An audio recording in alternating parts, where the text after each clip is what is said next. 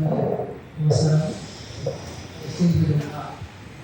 సంవత్సరం బస్ యాత్ర సంవత్సరం నమస్కారం.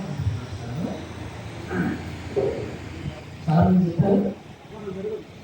ఒకటి అర్థమైందంటే చాలా క్లియర్గా బీజేపీ కార్యకర్తలు యథారాజ కథాప్రజలుగా వాళ్ళ పెద్ద బాస్ నరేంద్ర మోడీ గారు ప్రజాస్వామ్య వ్యక్తిలాగా ప్రజలు చేసుకుంటున్నారు. దాన్నే క్లియర్ ఫాలో అవుతున్నారు.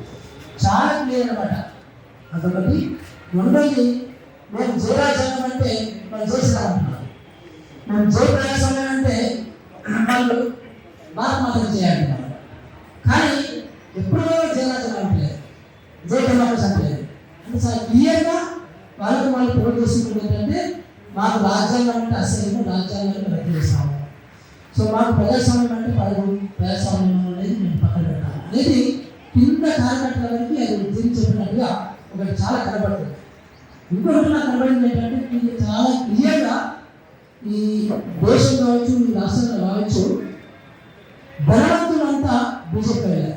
ధనవంతులు, బాగా కనపడుకున్న వాళ్ళు, కొత్త ధనవంతులు, డాక్టర్లు లాంటి వాళ్ళు. సో ఈ కొత్త ధనవంతులందరూ కూడా బీజేపీకి వెళ్ళాలి. మిగతా వాళ్ళందరూ కూడా న్యూట్రల్గా ఉన్నారు ప్రస్తుతానికి. సో కొంతమంది ఈ పార్టీ ఉండొచ్చు. అది చాలా క్లియర్ కనబడుతుంది. అదొకటి చాలా క్లియర్ అబ్జర్వేషన్.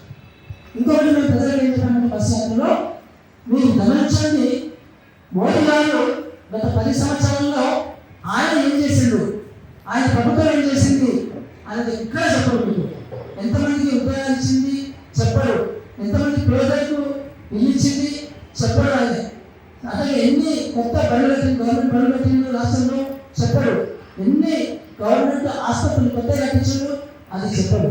అట్లా వ్యవసాయ రంగంలో ఆయన రైతులకి ఎంతమంది కార్యం చేసిండు, రైతులకు సంబంధించి ఏ స్కీమ్ కొత్త పెట్టాడు అది చెప్పాడు. సో ఓన్లీ చెప్పేది ఏంటంటే అదే సేమ్ నెరేటివ్స్, అవే కథనాలు, ప్రతిపక్షాలకు సంబంధించిన కథనాలు. పాకిస్తాన్ ఒక బలహీనమైన దేశాన్ని మన ముందు పెట్టి ఆ బలహీనమైన దేశము మనలాంటి బలవంతమైన దేశంగానే గౌరవిస్తుంది కదా, అదొక నెరేటివ్. కానీ ముస్లిమ్స్ ఉన్నారు, వాళ్ళందరూ 2 కోట్ల మంది, మన 100 కోట్ల మందిని ఏదో చేశారట, అదొక నెరేటివ్. ఇలాంటి ఒక అభివృద్ధి చేయకుండా ఇలాంటి నెరేటివ్స్, ఇలాంటి తప్పుడు కథనాలతో, అబద్ధాల కథనాలతో మొత్తం మన యొక్క యువత యొక్క బుర్రలు చదువుతున్నారు బీజేపీ వాళ్ళు, ఆర్ఎస్ఎస్ వాళ్ళు. అదొకటి మాకు బాగా కనబడింది. ఎందుకంటే అభివృద్ధిని వివచనే మార్చేసింది ఈ మహానుభావుడు. అది ఒకటి మాకు బాగా ఎక్కువగా కనబడింది. అట్లాగే చాలామంది ఏమనుకుంటారంటే అభివృద్ధి అంటే స్కూళ్ళు కానీ, ఆసుపత్రులు కానీ, వ్యవసాయం కానీ ఇవన్నీ కూడా రాష్ట్రానికి సంబంధించిన కదా, ఆయనకి సంబంధించిన అనుకుంటున్నారు. కానీ చాలా క్లియర్గా ప్రజలందరికీ ఏం చెప్పారంటే ఈ రాష్ట్రంలో వస్తున్నటువంటి జిఎస్టీ పన్నులు అన్నీ కూడా సగం పన్నులు కేంద్రానికి వెళ్తాయి, సగం పన్నులు రాష్ట్రాల్లో ఉంటాయి. కొన్ని పన్నులు కార్పొరేట్ పన్నులు, ఇన్కమ్ ట్యాక్స్ పన్నులు 100% అక్కడికి వెళ్తాయి. దీని అర్థం ఏంటంటే చాలా క్లియర్ కట్గా బీజేపీ గవర్నమెంట్కి, కేంద్ర ప్రభుత్వానికి కూడా చాలా సమానమైన బాధ్యత ఉంది. ముఖ్యంగా విద్యారంగము, వైద్య రంగము రాజ్యాంగంలో ఉమ్మడి బాధ్యత.